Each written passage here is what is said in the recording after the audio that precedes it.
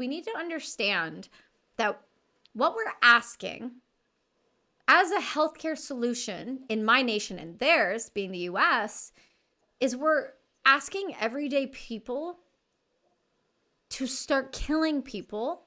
Yes. And we are not prepared or training or showing individuals how to handle what comes when you take a life.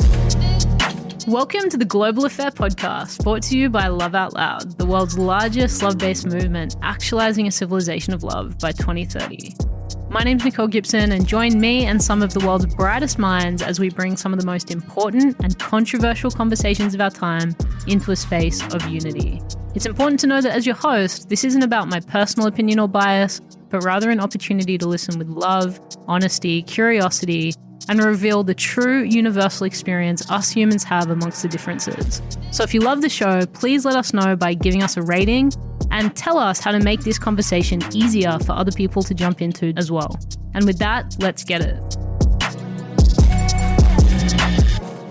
Kelsi, I'm so happy that you decided to come on the Global Affair. I think this is a conversation that needs so much more attention, and already what you've touched on before we jumped into the recording, I think is so poignant, which is what the MAID laws represent on a deeper societal level. You know, what it's saying about where we're at economically, culturally, and, you know, just thank you for using your voice. You've got a massive story. I'd love to dive into that, but maybe for those that haven't come across your message yet, how could you summarize your mission for them? I'll do my best to keep it as short and sweet, but I am a Canadian combat veteran, and I served with the Americans and the British and Canadians in Afghanistan. And when I was injured there, I got out of the military after that deployment 2011, and then told I wouldn't work again, which spun off this really crazy mental health journey due to post-traumatic stress disorder in the service and a traumatic brain injury. And all through that decade of suicidality and overprescribed pharmaceutical interventions and, you know, just therapies that were not working, I was going through this journey of trying to figure out how to heal myself and how to come back to life, how to use what had happened, you know, for me and not to me, and bring that message into the present. And it only started to happen when I started to remove the pharmaceutical medication. I was on 11 different drugs from the age of 19 onward for about a decade. And I wasn't okay with that. I wasn't okay with the answer that I was going to live this life forever now, and that I was broken and I was damaged. So I fell into the mental health space simply because of a war injury and time on deployment. Something I didn't expect. And, you know, people will say, but you went to war. What did you expect? You know, I still didn't. I was a naive kid, and I stand by that statement to this day. So when I look at mental health and I look at what I have kind of walked through to this point, I see this as I find this natural, you can laugh, a natural lead up to things like MAID. I feel like I'm born and gone through a fire to come out the other side and have the conversations about life and why we need to value life more and stop dehumanizing people. And so throughout all that journey, I started a company called Brass and Unity. We just rebranded my podcast, which was Brass and Unity, to the Kelsi Sheren Perspective. And that was something I started on the kitchen table in 2015 as a form of art therapy, a very different approach to dealing with trauma. We started building pieces out of bullet casings. It's kind of the ones I have randomly all over my body. And these were pieces that got me outside of myself. And so they became very quickly the vehicle that put the money in the hands of these nonprofits that were doing the boots on the ground, really hard work with suicide prevention, with cancer screening, with traumatic brain injury, with psychedelic assisted therapies. And so we donate 20% of our net proceeds to these 501s in America. Yeah. It's an American term. It's not really a Canadian term. So it's something I've had to learn. And we donate all over the world. Wherever the product is sold, the money stays. And so we believe that you can heal here with Brass and Unity. And that spurred off this whole other life of mine, which turned into a successful podcast, which then allowed me to start speaking on larger platforms about mental health in a different way, and not from the I'm trying to remove the stigma. I don't think the stigma is there as much as people say it is, because You don't get 46,000 active nonprofits for veterans around mental health if the stigma, I believe, was fully there. And those are just the American numbers. I think that we have a tendency to say that there's stigmas on things in order to not deal with them and face them head on. And so that's a bit of a thing for me, you can tell. And so I work really hard to just be super, I hate this word as well, authentic, but honest about the journey, the ups and the downs, the super positives and the negatives, and everything I've learned along the way, which happened to bring me to this new stage of life, which again, I fell into, which is, I don't call myself a human rights advocate. I call myself a human life advocate. I'm not a pro-life person. I'm not a religious person. I believe a woman has the right to choose up to a term limit, but I am also heavily, aggressively against MAID, which is a also very clinical, sanitized term for what it really is, which is euthanasia. Canada has devised, I love how they do this with words, with the Online Child Harms Act, which really is the hate speech law, which is encompassing life in prison.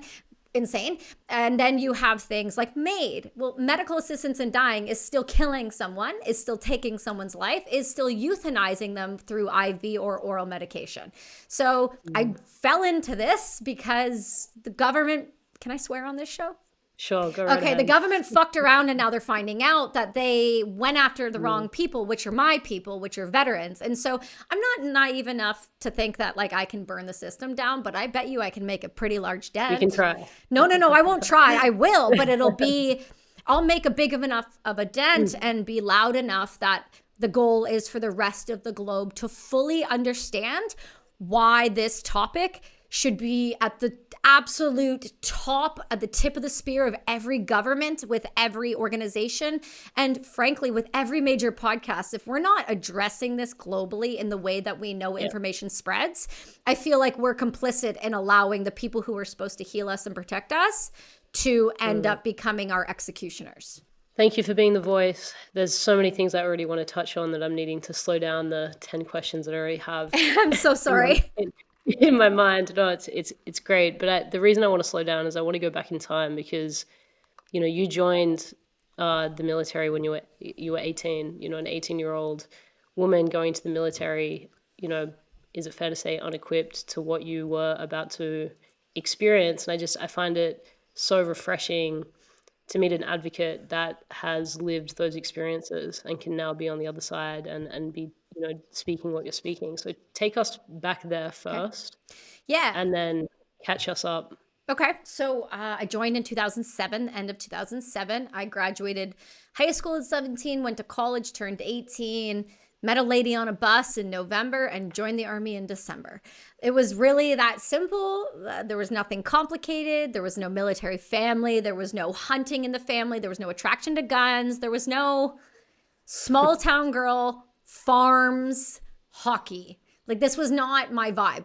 So what did it represent? What did it represent for you? What was the decision? I think a lot, I've been working on that and just kind of trying to figure out, because everything's easier to look backwards and go, oh yeah, that makes sense. Oh.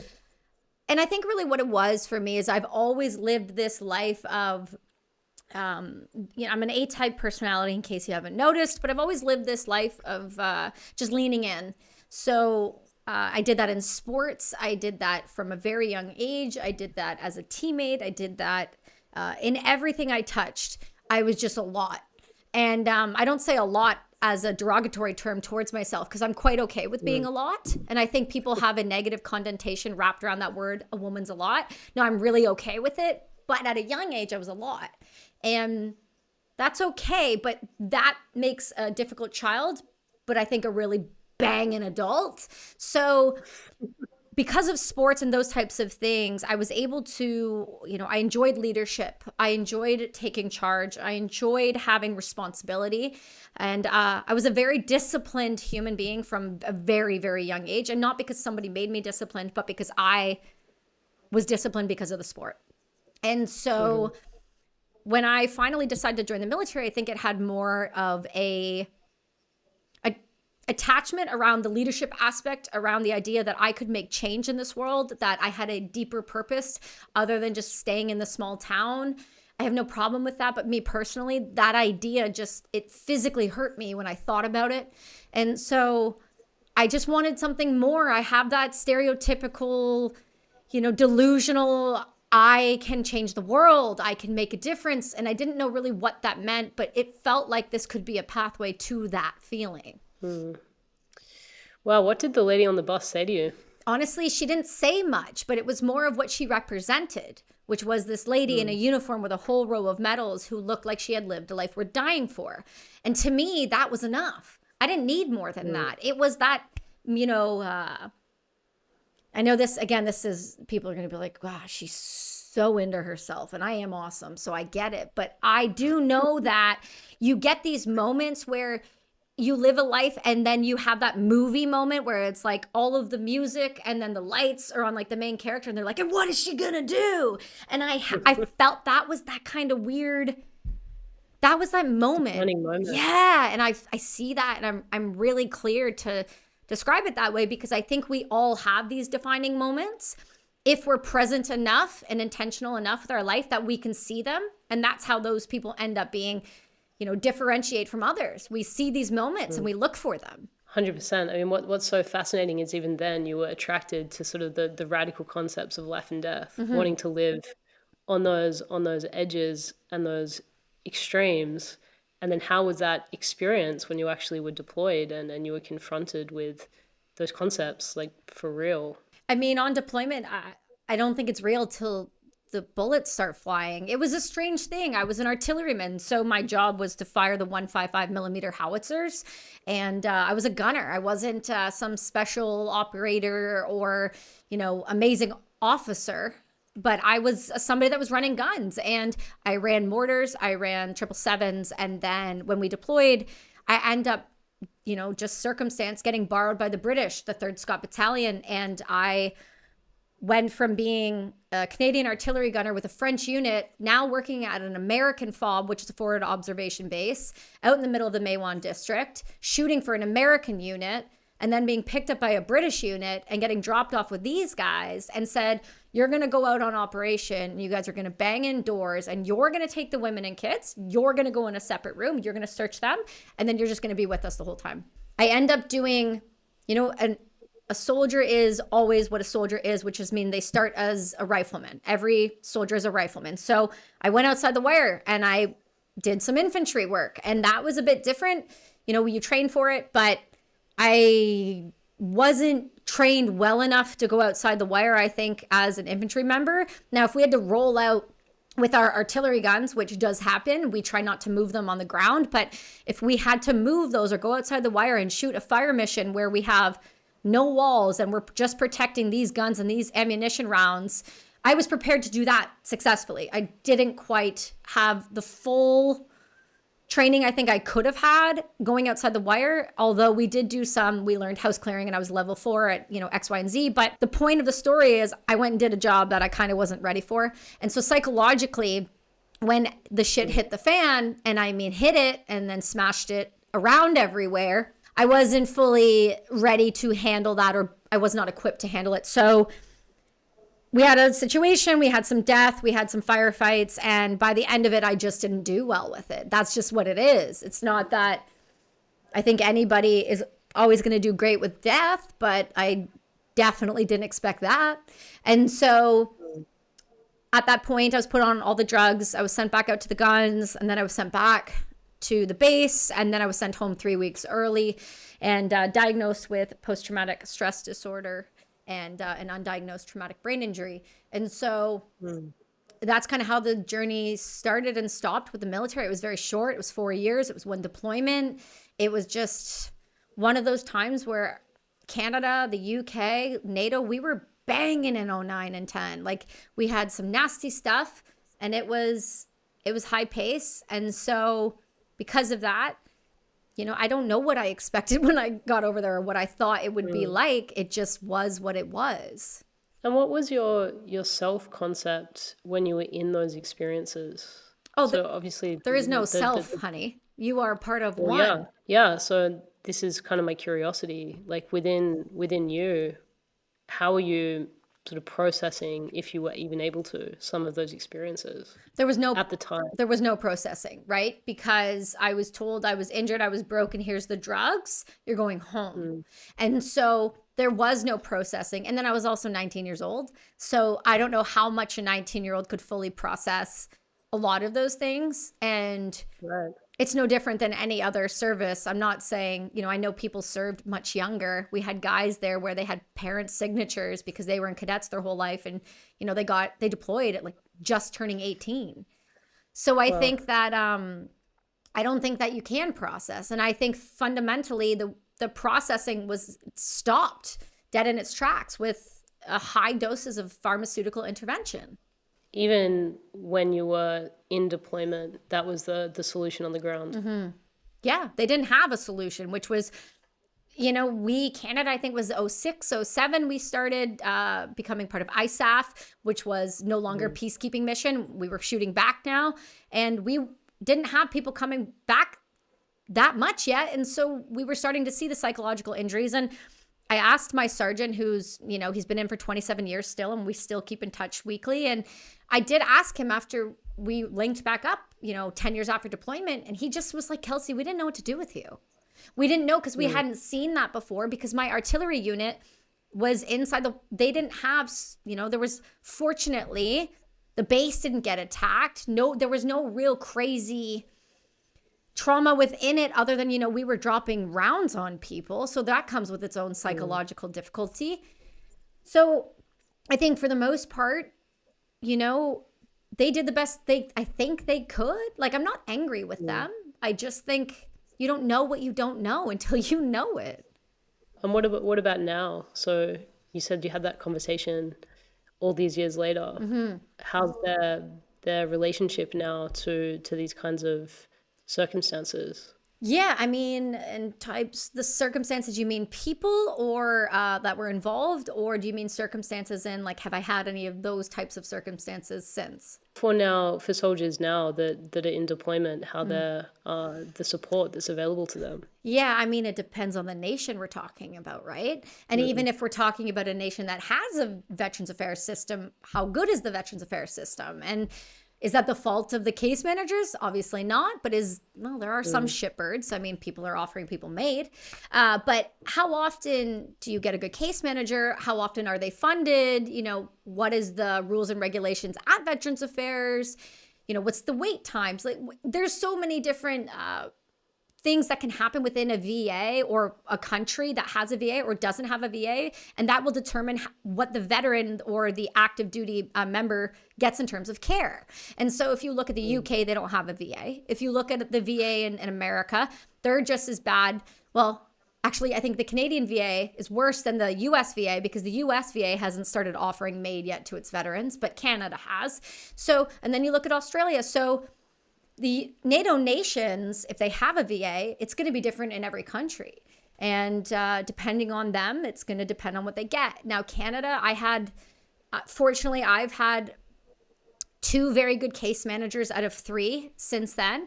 And they both have been heavily supportive of me and what I do and how I function, and keeping me kind of honest. And so that's important, but that's not the case the majority, overwhelming of the time. So I'm aware, I'm very fortunate, but there are serious issues we're looking at, right? We're looking at, in Canada, you've got Veterans Affairs who have farmed out over 50% of the cases to Manulife Insurance, who has a reputation of sending people to follow veterans around. They've done it to me. They followed me around 2 years ago for a week. What does that look like? It was funny because that week and it was all over. I didn't want to wear a mask, and I didn't want to go see another doctor, because the same doctor that had been treating me since 2011 was my psychiatrist, and I didn't need somebody else, but they didn't take his word, even though he had been treating me since 2011. And he's the #1 post-traumatic stress doctor, and did the first research on post-Rwanda and Bosnia veterans. But his word is not good enough. So they wanted me to go to a Manulife doctor, so that person who didn't know me from Boo or worked with me for 7 years could then talk about and determine whether I was healthy enough to be doing the jobs they say I was. And so I made the excuse that I wouldn't go because of the mask. And then they followed me around for a week as I went from store to store to store with no masks on. And then they tried to send this whole thing, and then they cut my benefits off 4 days before Christmas. Wow, permanently, completely. Yes, and then I went to the media, and that shit turned right back on.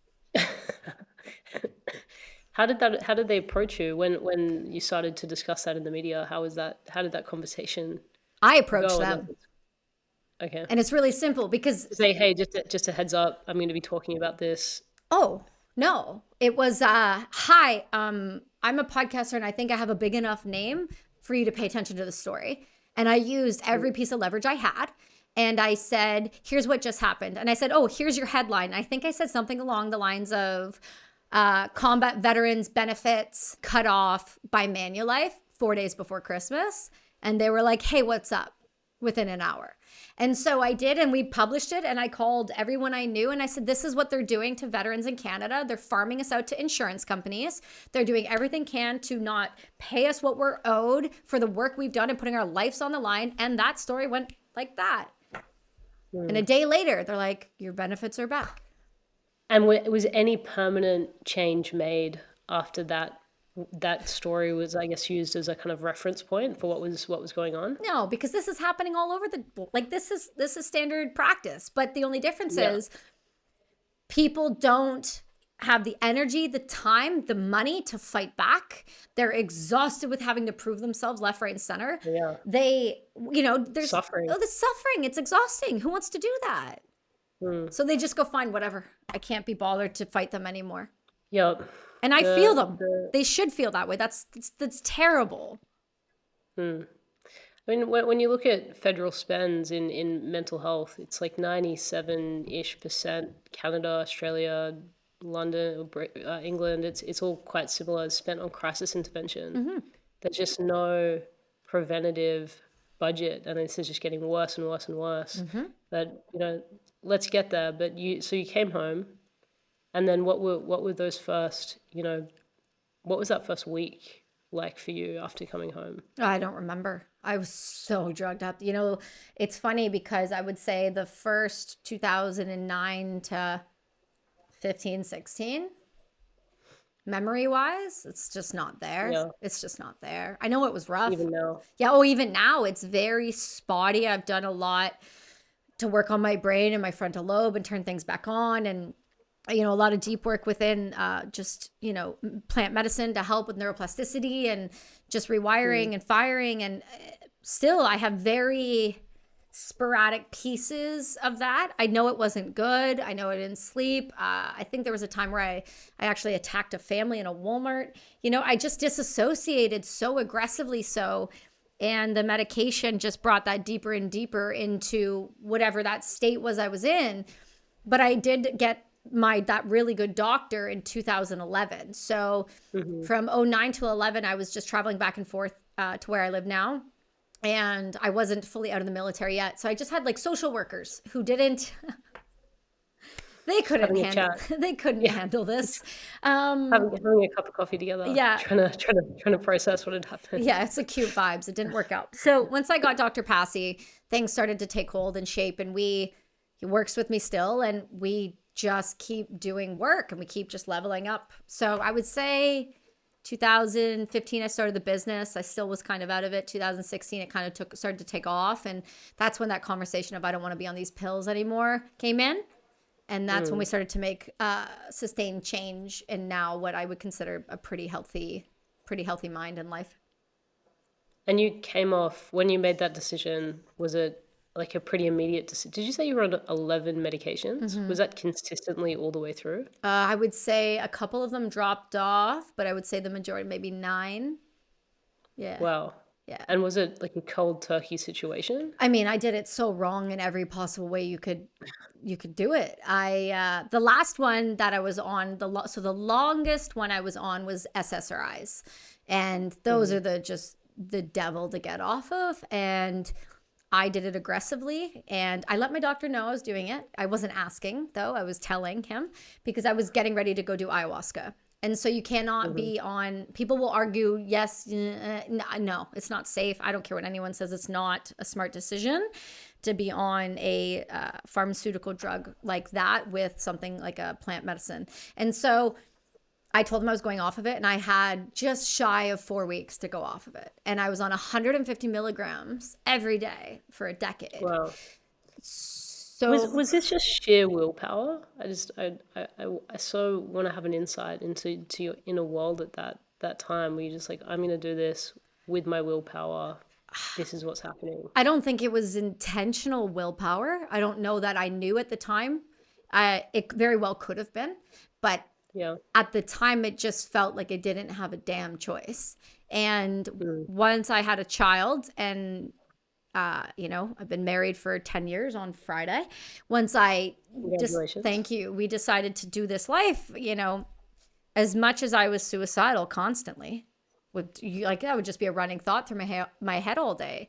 I still had, a tiny human that needed me and a husband. And so I don't, they weren't enough at one point, and I knew that. So I was in a place where I know I wanted to live. So I was okay in doing something radical. I was okay in taking a crazy step, because I didn't feel like it would be fair to check out if I haven't given it 100% go. And so this next option that I did felt like that really big last leap.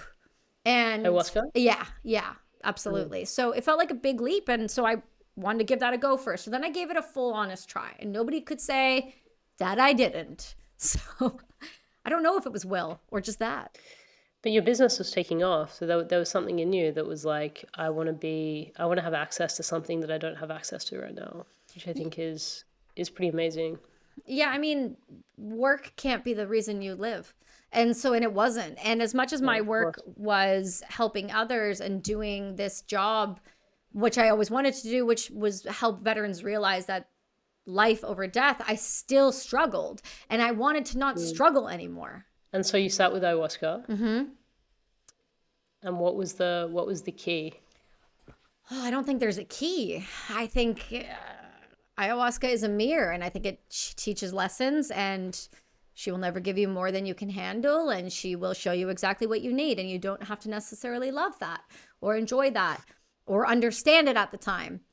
But to fully let go and embrace it is a different conversation. And I was so desperate that there was no running from this. I embraced ayahuasca. So when I was given that opportunity, I went with a Heroic Hearts Project. They have a Heroic Hearts Project in Australia as well, and in the UK, and in the United States, and in Canada.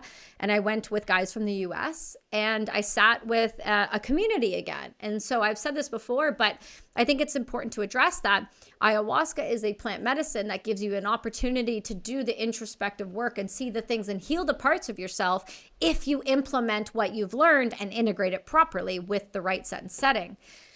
But I also think that having access to community is one of the biggest healers that we have on this earth. And so I didn't have community before that. So I think that had a big part to play in my deeper healing and my getting to that next level as well.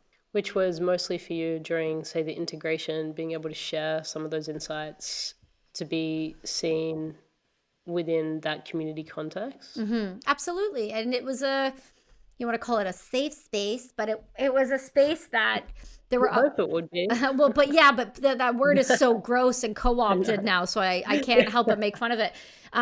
So I think that when you get the opportunity to be with people who are going to not question what happened to you, or question you and what you're saying, but just hear what you're saying and accept it, because they've also been in those situations. That's why going with HHP was so different. I was able to let my guard down and be safe around this entire yurt of men who I knew none of, by the way, and be so willing and vulnerable to say, I'm going to put myself in a situation where the medicine can take hold of my body and I won't be able to fully control that.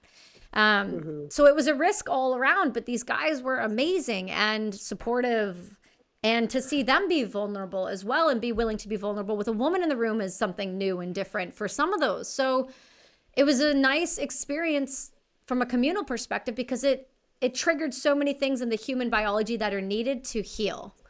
And that's why you see indigenous communities, whether it's in Canada or in Australia or in Brazil, other places where when somebody is sick, they rally around very differently than very Western-y cultures when it comes to healing mental health and things like that.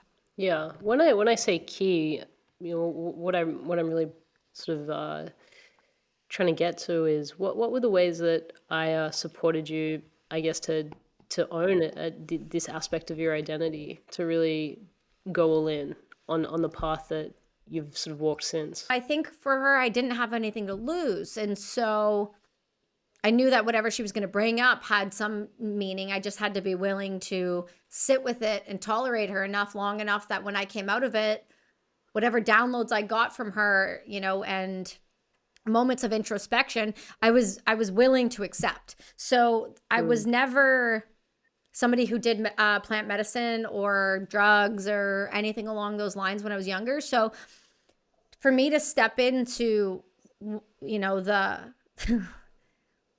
big time first, it was a big thing for me because I had no reference point, right? So I had no reference point of vomiting uncontrollably, of sitting for 4 to 6 hours, not being able to feel my legs, or having my body do the craziest things it's ever, like I had no reference points for losing consciousness and going off into other worlds or seeing dead friends or my first child. Like I had no reference point of the intensity of which that experience would be. So because of that, I was naturally willing to completely let go.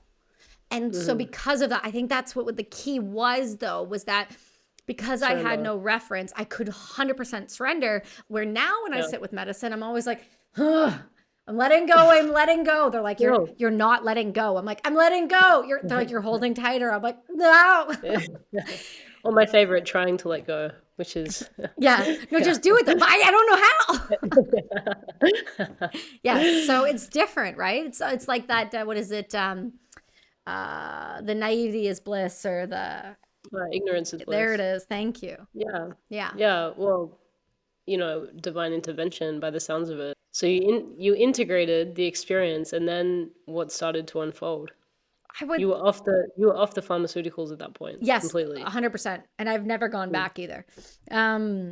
So I would think one of the biggest things that I was trying to heal, that I didn't know I was trying to heal at the time, was survivor's guilt.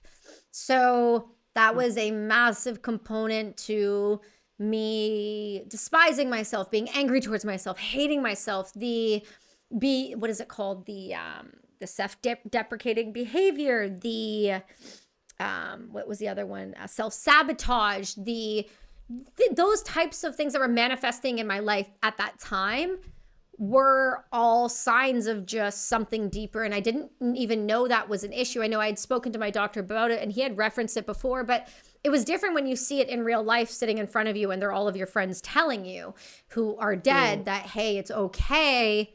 You did your part. Wow. You couldn't have fixed it. And so that's what happened to me in my the second night of my first set of ceremonies, was that I was confronted with my friends and we had those conversations, and I was brought to another place, and it was very emotional because they were all people, and one that had most recently died, that, our last conversation before his death was him drunk and angry and then deploying and then dying. So for me, it was, it was a very, when I say emotional, and I've had these moments happen since, but only with Aya, the one way I can describe it is like, when you think that maybe something happened to someone you loved and you're kind of going through that, and then for some reason, like the car accident, they were fine and they walked in the door, it was like a miss. Like if anybody's ever had that moment where you were told someone died, but then they walked in the door, the reason I'm saying that is because it's that you lose your this kind of thing that happened. And so that was like me for like 4 hours of a ceremony one time, just this constant, because I was sitting in the presence of these people in another place, but my body was sitting here in this vibrational state. And others around me, they told me after, because I don't remember any of this, they just kept asking me like very quietly, because I like wasn't breathing properly and I was so hysterical, like, it's okay, you're okay, it's okay. And like I had no recollection because my body was responding emotionally, but I was psychologically wherever you go when you die. Yeah. Yeah. Did you have any spiritual context prior to this experience in your world view? I was born Catholic, like Christian Catholic. I did Catholic school, Catholic elementary, Catholic high school, baptism, the whole shebang. And I didn't jive with it because I don't know if it was because it was taught to me in the way it was taught. I think that always has a big piece to how people resonate later in life with the things that they're. Receptivity. Yeah, absolutely. So I think for me, because of the way I was then, and the things I wanted in my life, they were not seen as holy or, whatever. I kind of lost that faith. And so when I went into plant medicine, I didn't have a spiritual connection, but what I did have since I've been very young, which I talk about now because people don't find it as strange, which is lovely. I used to see these people in my house that nobody else could see. And so there were these energies walking around, and I had this one particular when I was younger. And for the longest time, up until I was an adult, she would show up in my room and it would just be this girl sitting at the end of the bed in all white, and she would click. And that would be it. But like you could hear the clicking. Like I wasn't the only one hearing the clicking. Wow. And so I had this problem. Oh, like your other family members heard the clicking. Yes, but they couldn't see anything. Wow. And so here's what's crazy. I just found this out like last week, so you'll appreciate this. So these houses I grew up where where this energy I kept seeing was, because I used to always say to my parents, my mom would be like, yeah, whatever. And then we just found out so that piece of property, we bought the older house. Now we had a house fire. Okay, whatever. People have house fires. I had a house fire when I was younger. It's not a big deal. Everyone survived. It's all good. We rebuilt the house. My parents rebuilt that house. Okay. I'm in high school now, just leaving. Second house fire. Okay, I'll give you two. She was lighting the house on fire. Oh no. So again, my parents rebuild, and they go, "We're gonna sell this place." So they sell it. My mom runs into the old owners last week, by the way. She's telling me the story. She goes, "Do you know about the house?" And they're like, "No." The new owners had a house fire in the kitchen. These are all kitchen, right? Okay, cool. We're on 3 house fires now. They rebuild. They sell. Next owners, house fire. In the kitchen. In the fucking kitchen. So don't tell me. And later on in my life, my mom goes, "Oh yeah, there was also a guy that used to walk up and down the stairs all the time." So my mom made me think I was crazy. Interesting. All right. So that there was a connection that you had for sure. Without the frame, it was there. There was something. So there was some house fires. There was some antics going on. But that many? That's a crazy story. I just found out, and it's been blowing mine and my husband's mind now all week. Oh yeah, my family's place in England is the renovated. It was the Royal Insane Asylum. Oh God, no. So you can no. Why would you live in that? Right, exactly. Well, I'm the one that is connected in such a way that you can totally feel what was happening. And it's one of it's been converted into apartments, and segmented. And ours is like right at the very top of the castle. It's like this. You can just imagine the cases that were put. No. I've always had this fascination with mental health, right? And there's this library with old psychiatric books going back to like the 1600s, and don't touch them. Yeah, well, curiosity. Oh. I don't want to finish that. Yeah, finish that sentence. But it's interesting, right? In the spirit of this conversation, that back then, lobotomies were the worst thing that they were doing to people with mental illness. And I've always said we're going to look back and look at decisions we're making right now within the healthcare system the same way that we used to look at the way that we now look at lobotomies. Well, I'll give you one better too. So I am one of the Canadians. I'm one of 160, I think there's 61 or 62 now, that have access to regulated psilocybin through the Special Access Program, which is the mental health care in Canada that you can get experimental treatment, psilocybin and things like that for illnesses like terminally ill or major depressive disorder. So I was told I had major depressive disorder, and I was going down this path of the SAP last year. And we get to the final stage, and the doctor calls, and they said, are you ready for what they said they want to do to you before they give you legal regulated access to psilocybin? And I said, hit me with it. He goes, are you sitting down? I said, now I am. And he goes, electroshock therapy. I have a traumatic brain injury. Yeah. So they said they wanted to do electroshock therapy for major depressive disorder, which we know we can't control the parts of the brain we shock. And when we told them I had a TBI, they said, oh, so when she when she throws an epileptic fit, we'll be able to control it when she's under. Wow. Before mushrooms. Were they trying to say like we will attempt this before to try to make the psilocybin therapy irrelevant? Yes. Or as some kind of like, yes. Okay. Because they were trying to limit the amount of people that they were referring into that program? What was the reasoning? Yeah, they don't want people to have access to things that'll actually fix them and cure them. That's your fundamental belief. That's in my bones. Otherwise, why do terminally ill patients and those that are going through end-of-life anxieties and people who have major depressive disorder, why is it that they can get access to death, but they cannot get access to regulated mushrooms that grow in the ground? I'll tell you why. Because one is permanent and solves a problem, and this one over here just makes the burden go away. Yeah. Again, so much in that. So, okay, rewind. You come out of ayahuasca. What happens next? Oh yeah, everything changes. So I never go back on the drugs again. I start looking at life from a radically different lens and perspective. And I started to change up what I do in terms of the business, in terms of how I wanted to continue down the road of podcasting, who I talk to, what I think, what I talk about, all the way to writing a book, all the way to, changing how the business is run and what it stands for and what we're doing with it. Just opening myself up to different avenues of career. So I'm a psychedelic integration coach now with Heroic Hearts Project. I'm a big believer that when you come through the other side, it's your responsibility to go backwards and start pulling people out.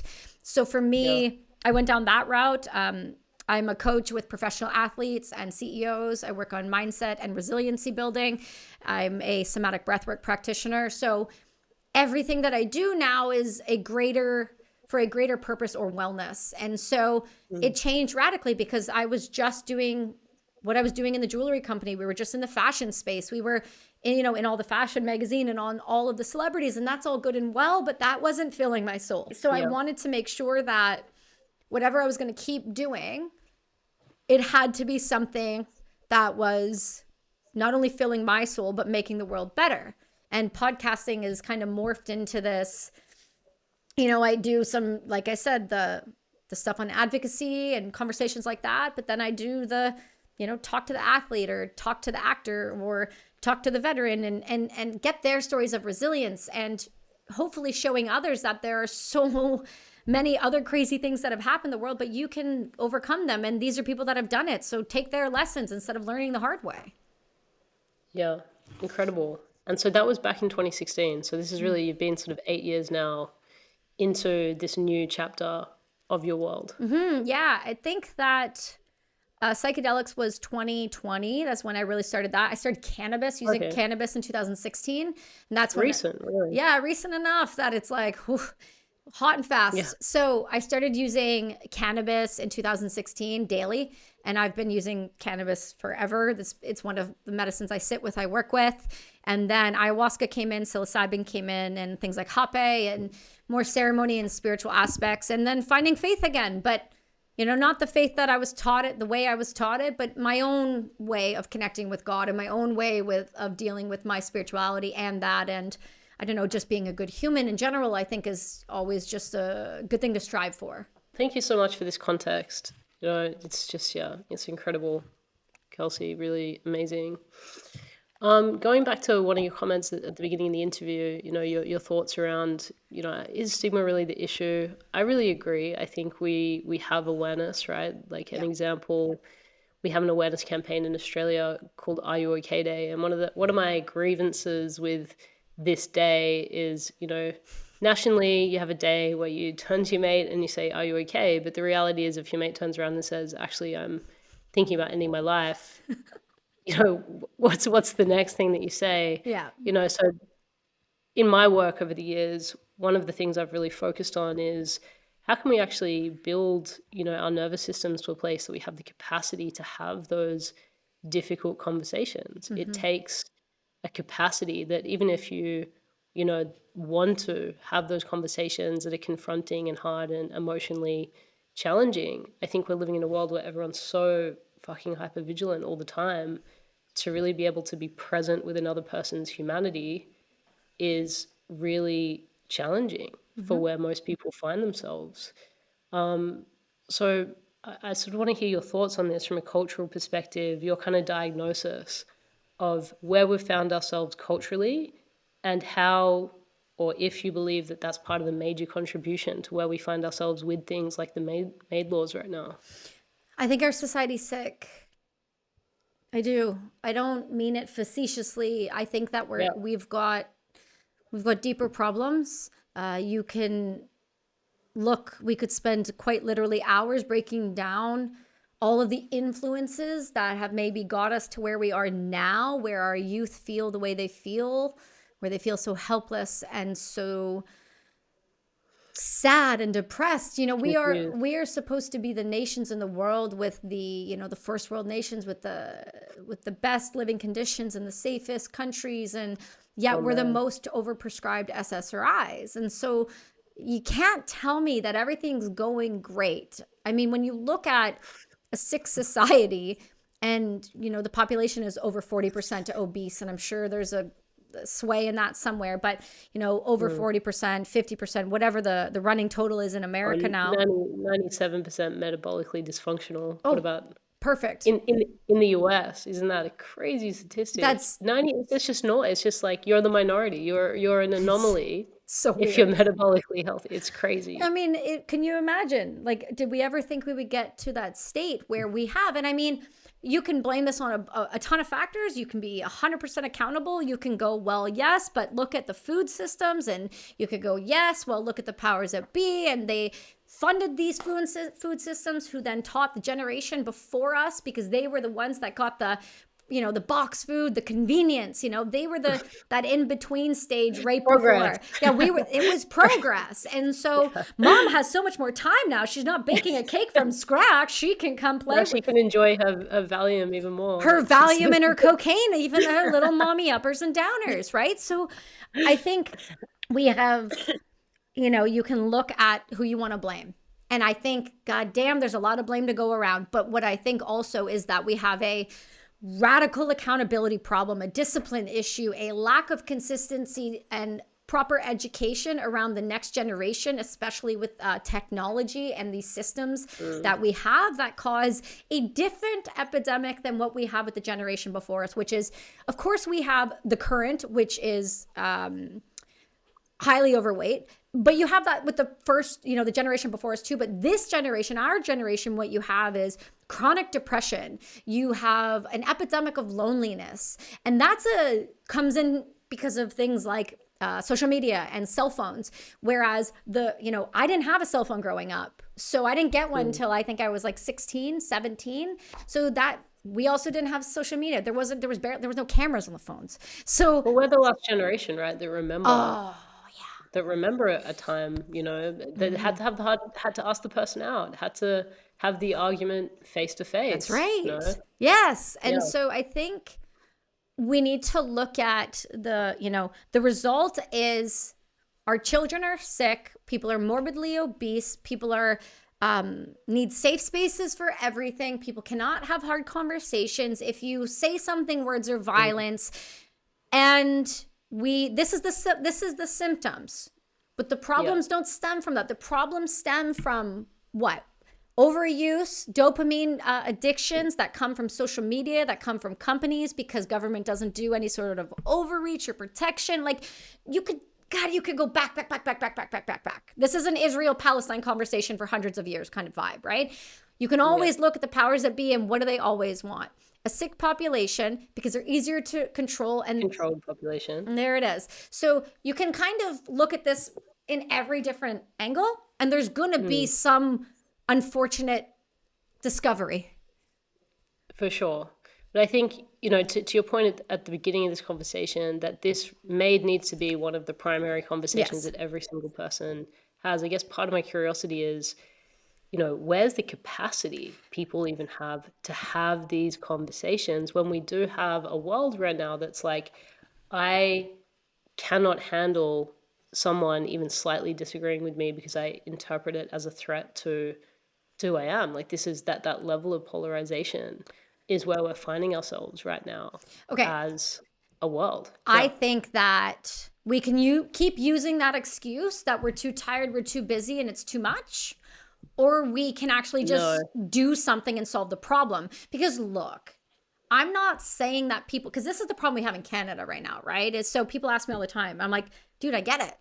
Mortgages are out of control. School systems are breaking down. We can't afford groceries. I can't afford heat in the housing. There is no housing. There's so many immigrants here. There's no housing. We have addiction problems on the east side of Vancouver. We have immigration problems in Ontario. We have major economic failures. We're about to see the worst 30 years economically in this country due to this administration. So of course we don't have the capacity. But what about your kids? What about your nieces and nephews? What about your cousins? What about your community? Right. So I think I just think we can do better. And I think we can try a little harder. Of course, 100%. But it's like meeting people where they're at and helping them even, develop the ability to start to not literally feel like having hard conversations and conversations that need to be had as if, that's the end of the world, because in feeling that we're going to create, a version of dystopia by not building that resilience. I look at people and I really see the fragility. Once upon a time, like Greeks, lived by the motto, the truth is ultimately defensible. And they would spend decades contemplating, single ideas.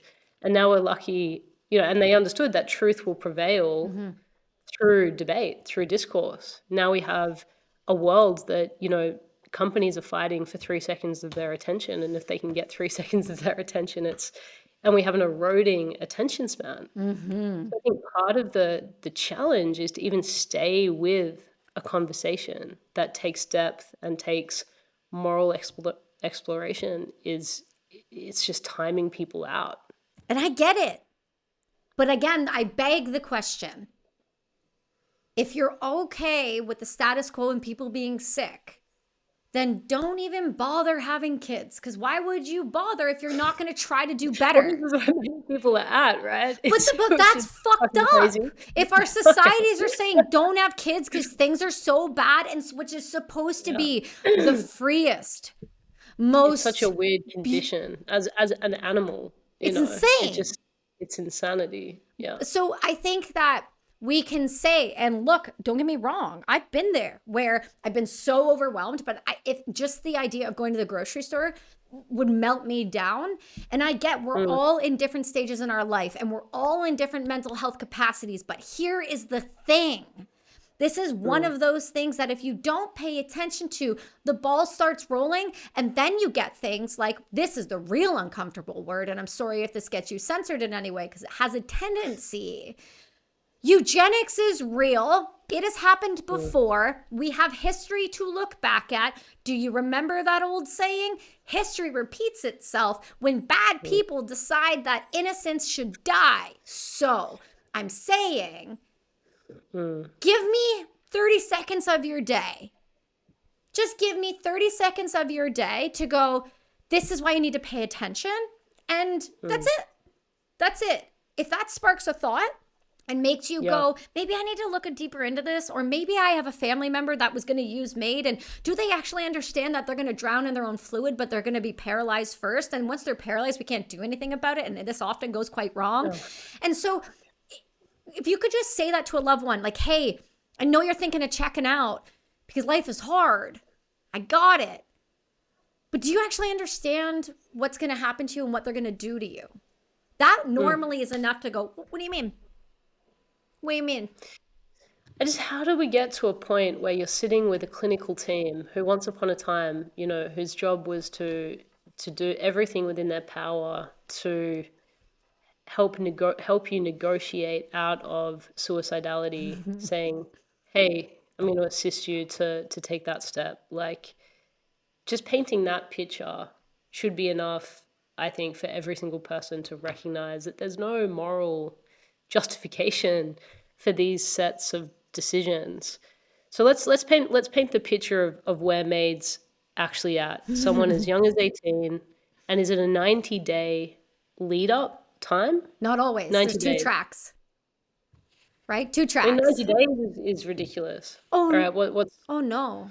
You can do this within the week, baby. You can do this in the day. If you're no. Yeah, so if you're foreseeable death, right? So there's track 1 and track 2. And depending on the track you're on, one is terminally ill foreseeable death, and another one is, I don't know, what we would consider murder. So they, someone's going in and saying, let's use the example of the girl. Everyone heard about the story. It was in the Daily Mail. The autistic child, the 27-year-old autistic daughter that was in Alberta. Okay, so this daughter was not sick. She was not ill. She was living actually a very productive life. She lived with her parents, high functioning, beautiful girl, very smart. Made a suicide pact with a friend because that friend's mom was also a nurse that provided MAID. There's your influence. And then, and then decided that she was going to start wearing, she ordered caps that people would wear when you have cancer and you're losing your hair. She stopped eating, and she was assessed by MAID assessors. And guess what? She qualified for MAID. And the only reason under what guise? What did they suffering. So that's the thing that people need to understand is it's not for the terminally general ill. suffering qualifies you for MAID. Well, so it's not supposed to, right? Because the laws were supposed to change in March 17th of this year, where it was going to include mentally ill and children down to the age of 12. And which is now being extended, right, to 2027. Correct. And so that hasn't gone through. So by proxy, that should mean that nobody is qualifying unless they're terminally ill and have a foreseeable death, right? Mm-hmm. Yeah, that's not what's happening. Yeah. So this is, we've had this before. We had another gentleman out here. He was deaf and he had depression. Well, I wear hearing aids and I have major depressive disorder. So I qualify for MAID by definition. They killed him. You have my girlfriend's mother, who is a 25-year psych nurse who got in a car accident and hit her head, had an undiagnosed traumatic brain injury, couldn't see a doctor for 18 months. Within 2 months. Because of what's happened, because of the pandemic? No, because Canada has a broken healthcare system, and to see a specialist for an ENT, for me to have knee surgery, I'm looking at 24 months. So this is just where we're at with socialized medicine. Anybody USSR vibes. So the other thing we have to remember is that people like this, who just have circumstance, who circle the drain, are vulnerable. These systems will take the vulnerable person and convince them that they are better off dead. And that's not an exaggeration in any way, shape, or form. What is this assessment process? So I actually have all the documents about what it's. Let's go through it. Yeah, I mean, I'll see if I can pull them all up. So essentially, it's a couple. You can apply online, and you can apply online. This is an online application. So you can see the online application on the Canadian healthcare system, and you can actually see what they use, the form, right? Now the form, you can print the form off and bring it in and fill it out, and then it's filled out and they have to have a witness, and then it starts the process. Once the process is started, people like Dying with Dignity find out who you are, and I don't know, when you're in the hospitals and no one's in your loved one's property, they're just there. They just show up and they're there and they talk to you quietly. And we have known cases of this. Wait. I'm not over this fact. There is an online application, so it's I not don't like think you this can person I don't think you can submit it online, but you can go online and you can print the form okay, print off. it out. Okay, but this isn't in like okay, you've been seeing some kind of, clinical support, psychologist, psychiatrist for an extended period of time, and at some point they're introducing this as a solution. This is a form that you can literally download There on the is a internet. girl in my town who walked into a hospital saying she was suicidal, and they offered Wow. her MAID. There is a library down the street. I leaked this to the Daily Mail. It came out last year in July. You can look it up.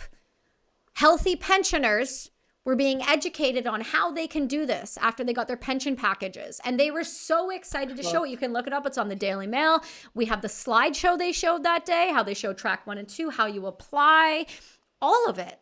It's readily available. And then you have people like Simon's Department Stores making ads on TV talking about their home goods, using a girl talking about how she can't wait to go and die because she's now doing the MAID program. That's on an ad. Yes, so they've taken it down since, but you can Google it. It's Simon's Department Store, medical assistance in dying ad. That is insane. Yeah. And then, just listening to the way Trudeau speaks to this in interviews. I can't listen to wrapping it his up voice. It is. Okay, so as a Canadian, does any Canadian listen to this, hear these interviews? He's wrapping it up essentially as a moral, like some kind of moral favor to. It's insane. Does any Canadian listen to that and just accept? Yes, everyone does. Only 12% of Canadians actually know what MAID is and the intricacies. And even then, nobody understood the medication set until I said it on Jordan Peterson. So don't tell me everyone was educated on it, because they're not. They're just absolutely not. And that's a research paper. I'm quoting the statistic from. I'm not just saying a number. I am saying that I believe it was the TNT Online, and then it was also BMJ, the British Medical Journal, where they researched and they did a what would you call that? Like a survey. And within that survey, and they were able to pull that data from that particular quote I just stated there. Well, okay. So they've printed off the form. Then what are the next steps in the process? Oh, and don't worry, if you don't print off your own form, they'll give you one. So, I'm sure. I just, that's bananas. And anybody who says they can't, you can just Google it's it. just it's a crazy, to me, it's like, you're not applying for, like, I don't know. A job application? Yeah, exactly. Yeah. Like, Yeah. It's a bit bananas. So yeah, you can walk in and you can say, and then you'll meet with an assessor, right? And you need 2 MAID assessors. They don't have to both be what are doctors. their qualifications? What are their So one can be a nurse practitioner, and then I think one is a doctor. So they could be, I don't think they have to be psychiatry either. Practitioner? Yes. Like just a normal physician? Yes. What? You didn't know this? I didn't. I actually know. Oh my I didn't know goodness. that. Yeah. Also, you know that like a doctor doesn't have to do it, right? Like my husband could do it. As So what could happen is they prescribe the MAID. I get qualified for MAID. The drugs get prescribed. My husband can pick up the drugs at the pharmacy and then kill me at home. Or in the park. We can do it in the park too. Or we can do it oral or by injection. Oral takes up to 24 hours. Injections up to 15 minutes if nothing goes wrong. So in the oral administration, what's actually happening in the body for that to take 24 hours? So it's different, right? Just the way that the body metabolizes drugs. So, you do at the beginning of the process, there's a paralytic used. So that goes first. And then there is one that kind of like slows the heart rate and puts you to sleep. And then the actual last 2 drugs. So there's 4 drugs used. And in the British Medical Bulletin, where you look at efficacy and safety drugs for use in assisted dying, this is a 2022 article. You can actually go down and see in this article under table 1, this is what you're going to love. Okay, you ready for this? Drugs prescribed for assisted suicide. Here's your table on that. The 4 drugs broken down. That's actually how it's titled? Yeah, it says drugs prescribed for assisted suicide. Okay, so there's that one. But no, but here's the best part. Drugs injected for euthanasia are different drugs. Tell me why. different drugs to the drugs prescribed in MAID? Yeah. Want to hear Nice. something really sinister? Go on. Okay. The euthanasia drugs. The one drug that I spoke about on Jordan Peterson on his clips page, the 12-minute one, the one that everybody says we don't use anymore, that causes your lungs to fill 2 times with bloody froth and you drown in your own secretions. What was that historically used for? So that one is used for anesthesia. But when Okay. you do high doses of it, it causes pulmonary edema. And that can only happen during the process, which means because they're under the paralytic, you don't know. So fun fact, in euthanasia, where the elderly, right, where the people who aren't choosing to die, but they're already dying, the people that are particularly vulnerable, thiopental's in that one, but not in the other one. Wow. So in MAID, that's just you said that there were 4 different drugs being used. In both. In both. And here's the other part. Dr. Death, I think it's Ellen Wiebe. She was in the National Post last week, and there was I highly encourage you, give that a read. That is Canada's head executioner. It is disgusting. She is abortions by day and MAID by night. She's over 400 deaths alone. She's insane. She was in the documentary called Better Off Dead with Liz Carr on YouTube. Highly suggest you watch it because it'll freak you out. Advocating. Oh, no. Loves it. Okay, but I kind of want to cry. Don't so cry. I just Don't cry. Hang on. laugh. I'm going to give you more. Yeah. She says she uses her own special cocktail that we don't get to know. Yeah, like a secret sauce. Like a... Little McRib sauce for you. Yeah. Wow. What? How do we not have time to know that they're doing this to our vulnerable populations and our suicidal individuals and our elderly? What joy is she getting out of keeping that up her sleeve? Oh, there is a research paper around that. Actually, I have in front of me where the doctors talk about the euphoria they get from it and how beautiful it is. And when you read the National Post article that I'm quoting from, she also talks about how much her patients love her and how great she is at her job. How good it feels. Okay, so clearly there's some, I don't know even what to call that, but some diagnosed psychopathy, I guess. There's something there. Like just statistically, there's going to be a subset of that population that is driven towards things like power and control, who are going to definitely use it if they can. I mean, when you were in the military, was it an experience where you saw someone die in front of your eyes? Yeah, it sucks. You don't want to do that ever. Nobody, that's the part of the conversation I keep talking about, that people are like, I'm literally, I'm not lying to you. I think I've emailed Tucker Carlson 16 times. I'm trying to have these conversations because we need to understand that what we're asking as a healthcare solution in my nation and theirs, being the US, is we're asking everyday people to start killing people. Yes. And we are not prepared or training or showing individuals how to handle what comes when you take a life. This is the same problem we had with service. We were not taught what that was going to feel like and how to process it. And I'm seeing it a decade later, but in a different demographic. And that's really concerning to me.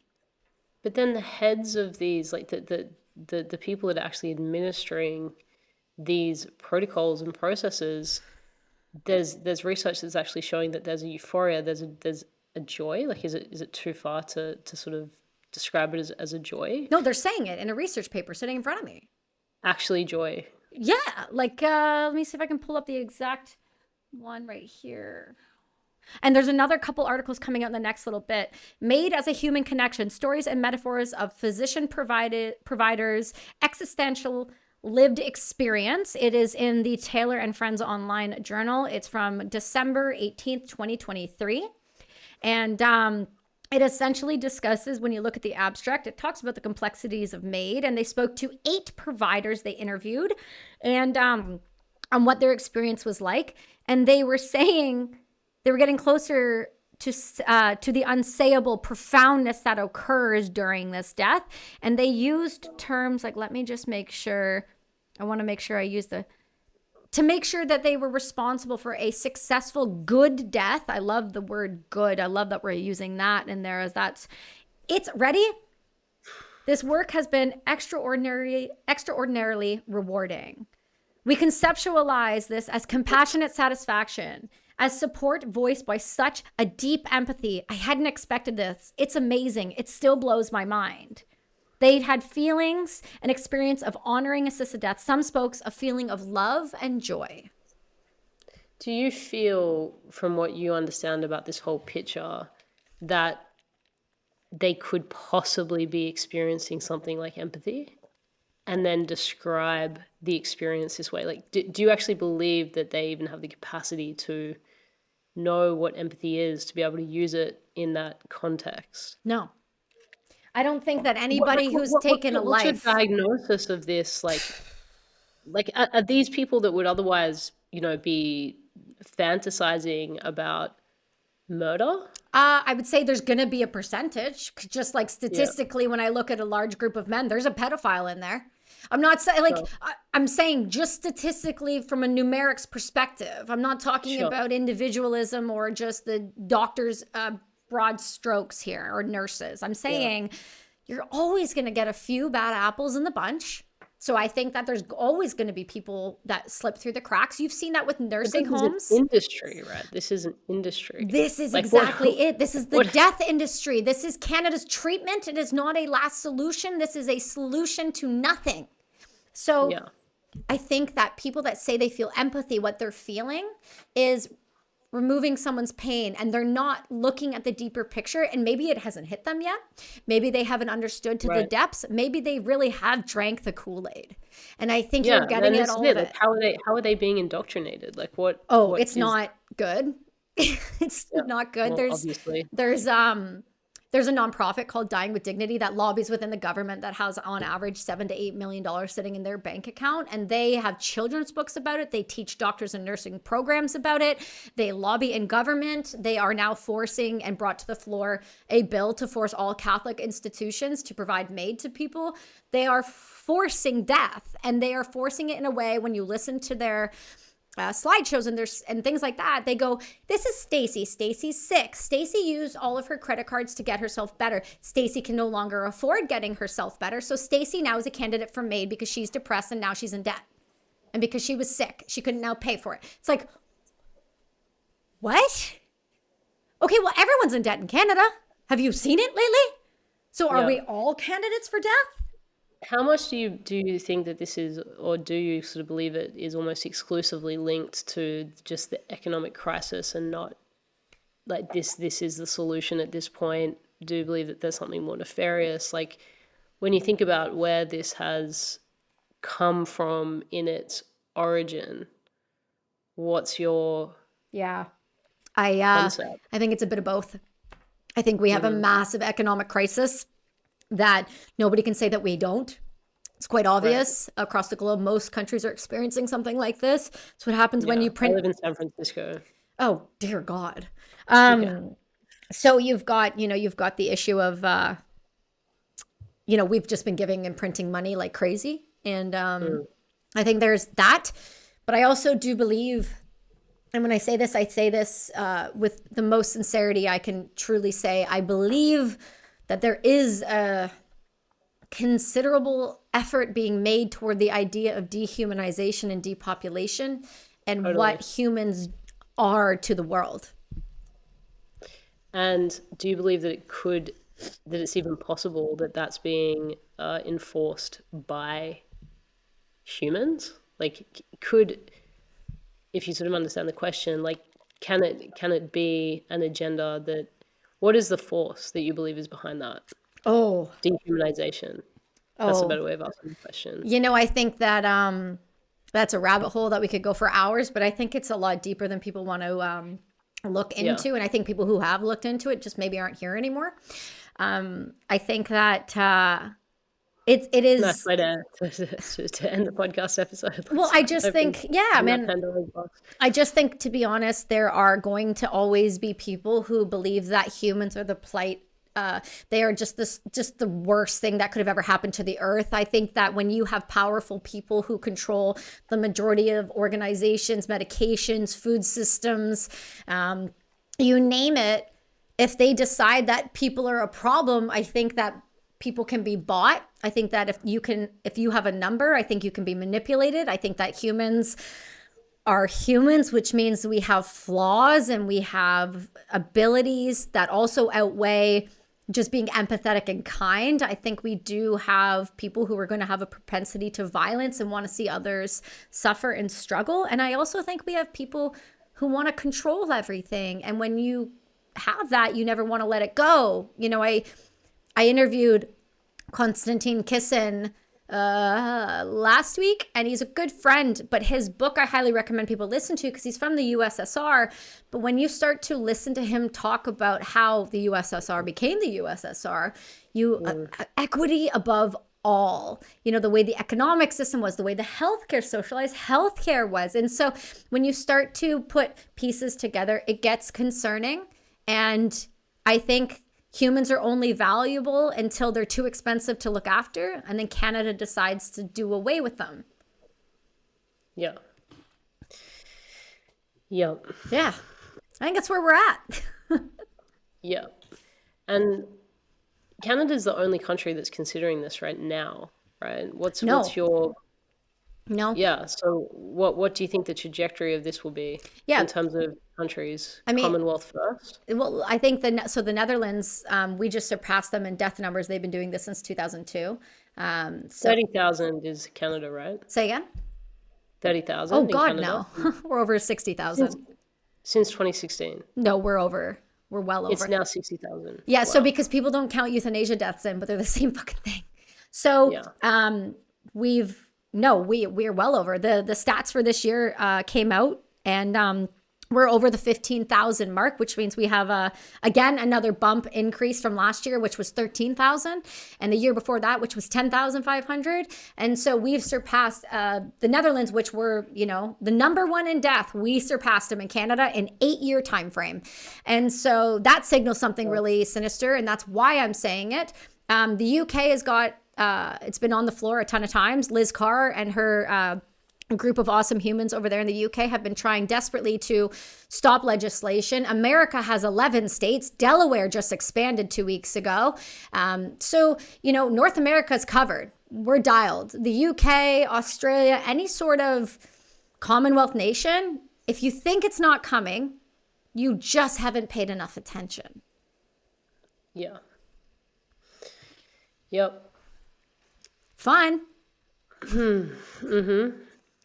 So the biggest thing that people, I mean, we do have a lot of people that work in healthcare that listen to this show. You know, sorry. Yeah.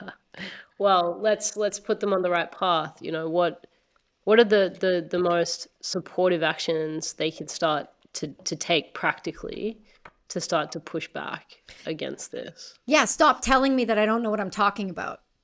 Yeah, we support you, Kelsi. Let's start with that. Number 2, look into the drugs. They're on the websites. You guys can see them yourself. Number 3, say no. The word is no. You're allowed to say it. Welcome. Get comfortable with it. If you need to practice it, I suggest you start doing affirmations in the mirror every morning. No. It's okay to say no. You don't have to kill anyone. You shouldn't be forced to kill anyone. Canada is forcing doctors to do this. So you should say no. The way you say it is by just using your voice. If you're worried about losing your job, I understand and I hear you, but I'll tell you right now, eventually it's going to come around just like vaccines did, and they're going to say, oh, that person got fired because they decided they didn't want to murder someone. Yeah. Also, and for the people that say that, well, Kelsi, people shouldn't have to suffer. And I fully hear you, but don't sit there for a single second and pretend that what you're about to do to them with those drugs isn't going to cause suffering, because it is. And also, how about we just start giving people proper palliative care and stop asking the mentally ill to kill themselves instead of sitting with them and holding space and saying, I got you and we can do this and you can get better and you can heal. Stop the victim narrative. Yes, yes, yes, yes. So your view, Kelsey, is that the health system will most likely continue on this trajectory from a policy perspective, but the real ability to fight against this is just the hands of the people to just rebel and say no. There's really, do you think that there's anything we can do at this point to stop the trajectory the policy's on?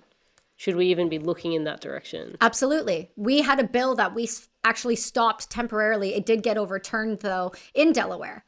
They did start asking the questions from the Jordan Peterson clip. The guy who sponsored, the Democrat who sponsored the bill, literally flipped his vote and said no. And they got to him 24 hours later. So you can absolutely make a difference. You can call your people. You can look into the Senate. And if you see these things, start talking about them. Start making them known, because most people just don't know. So policy is one way. Another way is to make sure you reach out to the people that have been affected by this. Find out their stories. Talk to these people, and then start showing others what this really means and what this does to a family and like a community. I've seen it. It tears them apart, by the way. It is not lovely and peaceful. So I think that we have to remember the governments, they work for us, and we've lost touch in that. The way you control policy, because we are the masses. So we as the masses have to stand up and say, we promote life and not death, and I will not be killing people just because they're fucking depressed. Yeah.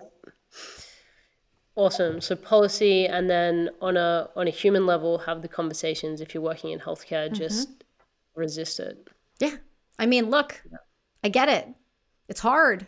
I mean, look at what we just saw the past 4 years. Like the amount Did of we people learn nothing? Yeah. Well, that's a good question. The altruistic part of me wants to say yes. How many people are turning around to the family members that they shunned for their vaccine choice and saying, hey, sorry, now that AZ is pulling their vaccine off the shelf and Pfizer's getting sued, I'm really sorry about that. I don't even see at that level many of those conversations happening. No, because you can't admit you're wrong. That's why I just didn't get it. So Right. then I can just be right. Always. Yeah, I feel you. Damn. Yeah. But using that as a case study, that was the biggest, example on a global stage. But yeah, I mean, it's a very, very sobering question to sit with. At what point, what's it going to take for us to learn that lesson? What's it going to take? I feel like we've been given every example possible. So if you, Right. there's this concept in my coaching practice is awareness is the finish line. I learned this from a friend of mine, and I've co-opted it because I think it's so brilliant. So now that you're aware, and now that you know what's happening, you have the responsibility to do something about it. So you can decide, am I going to bury my head in the sand, or am I going to actually fix the problem? Yeah. Amen. And so what's the future what's the bright future that you believe in, hopefully? I think that we can roll these back. I think that we can stop this death cult. I think that we can show people that it's worth living for. And it's an uphill battle, but that's fine. We can do it. We have the masses, right? We don't need traditional media. We have outlets. We have podcasts. We have people who spread our message. And I think as long as we are coming from a genuine place, people will listen. So I think that we're going to be just fine. But I think right now we're in a pain period. And especially after this week, we dodged, no pun intended, a lot of fucking bullets and economic, just crumble. So, you know. Yeah.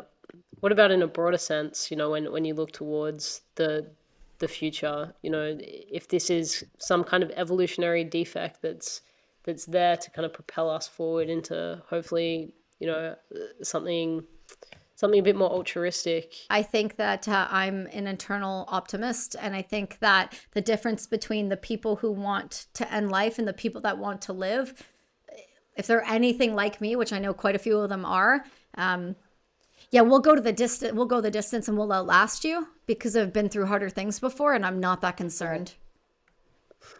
Amen. Amen. Anything else? What haven't we touched on that needs to be said? I mean, probably a million things. I just don't have time to do anymore. But I think like a million more things. I mean, for God's sakes, there's a lot there. But you do live in San Francisco, so I am scared for you. Yeah. It's a great reality check every day when I leave my when I leave my beautiful apartment that I love, and then I walk into, some version of hell every day. Why do you do that to yourself? That's a great question. I think I'm building a tech startup at the moment. Actually, we're working a lot with first responders and veterans. It tracks emotion and correlates emotion patterns, so it will be able to predict things like PTSD and burnout and decision making capability, things like that. Ooh, we should have you on So, my show. That'd be a good one to talk about. thank you. That'd be fun. I would love that. Yeah, it's we need scalable solutions. That's my passion. Like conversations, yes, but imagine giving people an insight into really the emotional patterns that are governing their life and helping them break out of that rapidly. Yeah.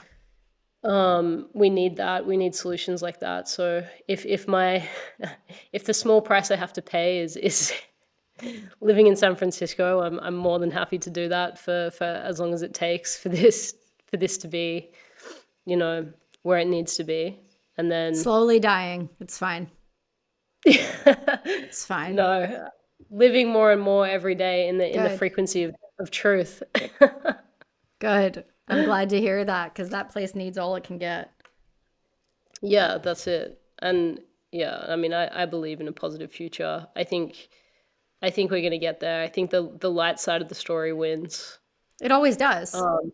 That's it. It's actually, how many movies do we need to watch to realize that that's the truth, actually? Yeah, but people call them movies so they don't think they can be real. That's why they only do it Yeah. in movies. Yeah. Well, then we've got, many heroes that demonstrate it. Some visible and some not so visible. I see them every day, that's for sure. Kelsey, this has been such a just dynamic and insightful and powerful conversation, and I really hope that every single person, that listens to this episode takes this on, makes it part of their mission, makes it part of their conversation. This is that there were moments in your explanation of the process of MAID that really had my guts turning inside out. I'm super positive to talk to. Sorry about that. No, I share that because I want my audience listening to this to allow themselves to really be impacted by this reality in that same way, because you can't help but want to do something about it when it's truly felt. The years that I've worked in mental health, it is insane how disregarded basic points of just compassion and love and presence and humanity, how far that goes, in changing someone's life. And we all have that power. Every single one of us has that power in one way or another, and it is a power, and it's a power much, much stronger than the powers that are really, running these systems and allowing these super nefarious solutions to be pushed. Yeah. What was it? The final solution? What was the? Yeah, makes sense. Yeah. Yeah. Thank you. I'm going to put all of the reports that you reference in the show notes too, so make sure you give them a read. Please keep us up to date. Our audience want to know, so any updates that we can spruik for you and share, we're here. But other than that, it's been an absolute pleasure, Kelsey. Thank you. Yeah, absolutely. Thanks for having me. I really appreciate it. And if anybody wants to talk about it, you can reach me on my Instagram. It's just Kelsi_Sheren. It's really easy. I answer everything there. And happy to share data information and just, help in any way we can. Incredible. So Instagram, I will put those links in. Awesome. You have a show, and that's available on every platform. Yes, for now it's the Kelsi Sheren perspective, and we just rebranded. It was called Brass and Unity for 4 years. That's the name of my company and my book, but we rebranded to that, and so we're in the midst of the uphill battle of growing new Instagrams and all of the stuff that comes with it. So it's fine. Help her out. Yeah. Yep. Share it around. Absolutely. You've got all of our support. Thank you. Thank you, Kelsey.